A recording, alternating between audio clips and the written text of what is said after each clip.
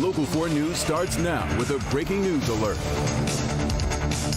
That breaking news, a judge in Oakland County has just granted a temporary restraining order in response to a ruling this morning, which cleared the way for county prosecutors to enforce Michigan's 1931 abortion ban. A lot to sort out as you come to us here for Local 4 News at 6. The battle over abortion in Michigan playing out hour by hour right in front of us. The restraining order just granted effectively blocks county prosecutors from enforcing the state's 1931 abortion ban. Priya Mann has been following all the legal wrangling today.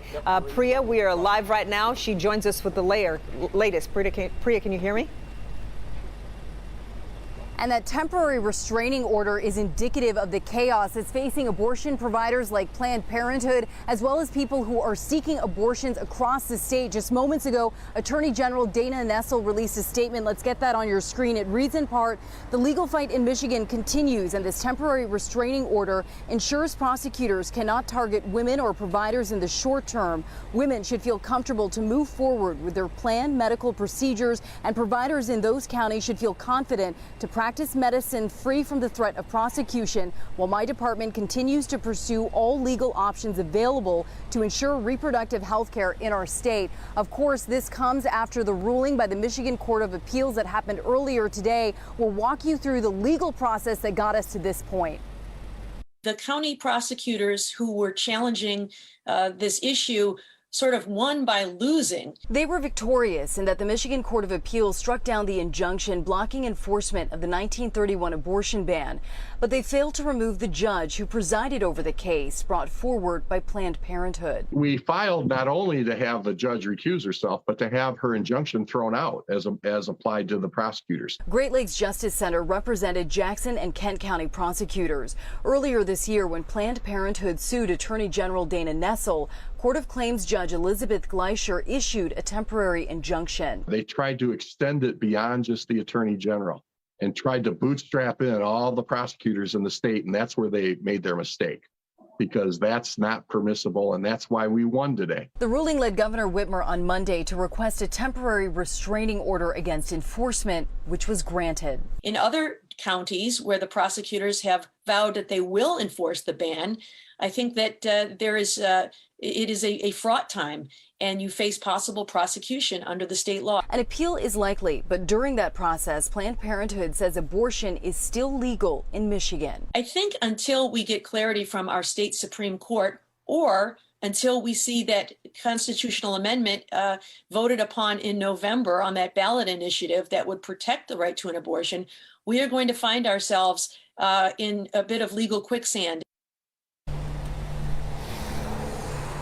And when it comes to abortion access in Michigan, let's get back to that temporary restraining order that was just granted by an Oakland County judge, Judge James J. Cunningham. He issued a brief order saying that Governor Whitmer had established that prosecutors' public statement saying that they would consider a case against abortion providers, coupled with the decision by the Michigan Court of Appeals about the injunction and the jurisdiction for county prosecutors, led the judge to write that the preliminary injunction poses a threat of immediate and irreparable injury to the people of the state of Michigan. So again, a temporary restraining order has just been granted after the Michigan Court of Appeals issued that ruling earlier today. Of course, we'll continue to have full coverage tonight at 11. Reporting live in Midtown, I'm Priya Mann, Local 4. So much has changed. It's a lot to keep up with, for sure. Priya, we appreciate it so much. And prior to that temporary restraining order, here's where prosecutors stood on the ban. Counties not enforcing it include Wayne,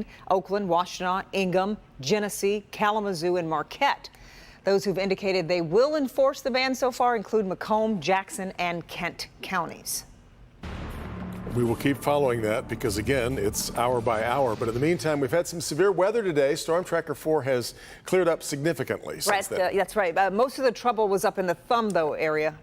Yeah, we're seeing a little bit more activity up that way, but nowhere near as strong, nowhere near as widespread as what we had a couple of hours ago. But you can still see some activity in parts of St. Clair County. A few of these isolated showers, a couple of downpours dotting the map. All this moving off to the east. So basically, if you're in St. Clair County the next 20 minutes or so, just keep in mind there could be a quick shower or downpour in your neck of the woods. Most everybody else, though, drying out like what we're seeing in Mount Clemens, but boy, does it feel steamy out there. A lot of us are in the mid-80s with heat index values a couple of degrees higher than that. This evening, we do see drier air move in, and that's going to give way to a pleasant day tomorrow. But as temperatures fall from the 80s to the 70s, still going to feel somewhat sticky. But again, lots of active weather this week, like we talked about. More showers and thunderstorms Wednesday into Thursday, and then some big-time heat on Wednesday with heat index values near triple digits. We'll break that down for you coming up in just a bit. In the meantime, as that next system approaches, download the local forecasters app, get the latest on the timing, the severe threats, all that right there in the palm of your hands. Just search WDIV weather in your app store. There is new information tonight in the case of a missing Detroit barber. Loved ones have not seen David Woodger since the Wednesday before last, when he closed up his barbershop and left with someone that police are calling a longtime friend. As Victor Williams reports, police have been busy and the family continues to hold out hope. Well, the owner of D. Wood's barbershop right here on Detroit's east side is a very well-known man across the city who went missing on July 21st, nearly 2 weeks later, and police are giving us a sad update. We received a tip that there was human remains on a burned-out house on Goddard Street in Detroit. Detroit police are now fearing the worst in the search for 46-year-old father, barber, and youth basketball coach David Woodger. We are fearful that they are Mr. Woodger's. Despite that sad and tragic news, David's cousin Taisha Yancey, along with other family members, are remaining optimistic while the body is identified. We're still with hope that it's not his body and that we're looking for him. Police took the last person he was seen with, described as a lifelong friend, into custody as the investigation continues. That person is a suspect. We have that person in custody. However, we need the public's help. Family members now pleading with that man for answers on David's whereabouts. We pray that the gentleman that is in custody, that he let us know what we need to know to find our loved one so that we can get rest and peace. We're just praying that that is not our loved one. Hopefully we can have the positive end of this missing person story, but somebody out there knows something, and so please, if you know something, call us and share that information with us. You can do that by calling 313-596-2260 if you know anything. You can also leave an anonymous tip with Crime Stoppers at 1-800-SPEAK-UP. On the east side, Victor Williams, Local 4.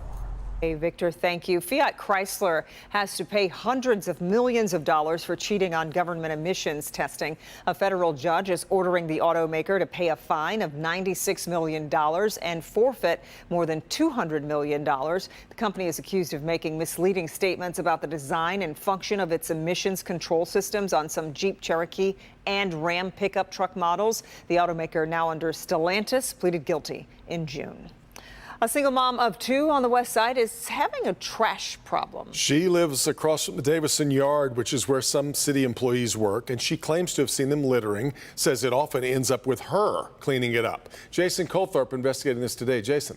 Yeah, Darielle Stinson bought her home from the land bank 2 years ago, and she's been trying to fix it up as best she can ever since. The problem she's running into as of late is keeping the alleyway next to her house clean, and it seems to be directly correlated to all the city employees who park their cars right there on her street. I see city employees loitering, throwing trash out their vehicles. It's not just any city employees. Darielle Stinson says she has seen leaving litter on and near her property just off the Davison.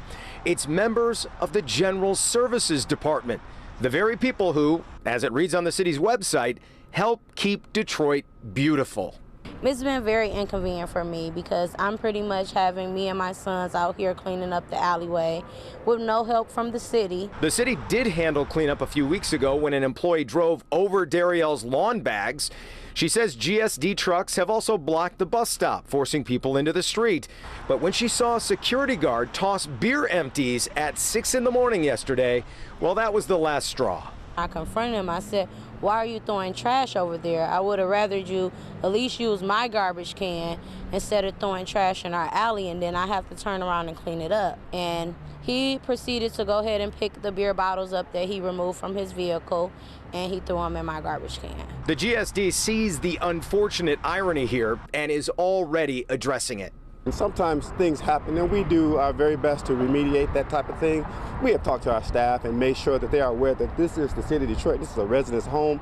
We want to respect their property as well as the city. And so we do address those issues when they arise. That security guard we mentioned at the yard, who was not a city employee, we should point out, was fired for several things, as it turns out. The city also says it has recently gotten an influx of new employees in that department, which is a great thing, but parking has been an issue because of that, and it's addressing that as well. Devin. Well, tomorrow, Michigan voters head to the polls. 2022 primary election day, including races for governor, Congress, and quite a few other local contests. Michigan Secretary of State Jocelyn Benson has a message for voters heading out to the polls. We ask voters to stand with us in ensuring we stay vigilant, counter any misinformation with the truth, and above all, celebrate who we are as Americans and Michiganders by participating in our elections, both tomorrow and through November. Don't forget, tomorrow night, tune in to Local 4 Plus for our special primary election coverage. I'll be live with our pollster, Richard Zuba, and election experts breaking down the results as they come in. We'll be watching whatever trends may develop. That's tomorrow starting at 8 p.m. on Local 4 Plus. Click on Detroit.com. Your full election headquarters, all kinds of resources there. You can find voting guides, how to find a sample ballot to show you exactly what your ballot will look like when you arrive at your polling place, along with where that is, your precinct. And of course, we'll have real-time results updating as they start coming in tomorrow night. All the links can be found on our homepage.